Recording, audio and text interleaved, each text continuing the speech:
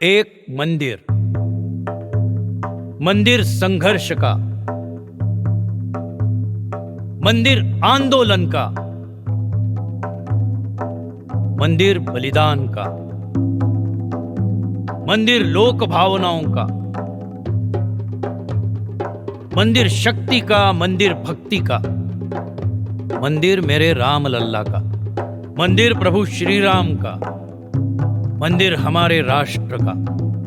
अब निर्माण होगा भव्य मंदिर का।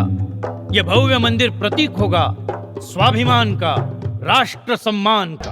अब काल चक्र की गति से वह टूट गया सिंहासन, अपना तन मन धन देकर हम करे राष्ट्र आराधन, हम करे राष्ट्र आराधन, हम करे राष्ट्र आराधन, हम करे। आओ राष्ट्र चेतना के इस प्रक्रिया में हम भी जुड़ जाए, यथाशक्ति योगदान समर्पित कर अंश अंश अपने भीतर प्रभु श्री राम को प्रस्थापित करे, अयोध्या में श्री राम मंदिर निर्माण में निधि समर्पित करे। सुनो राम जी आए, मोरे राम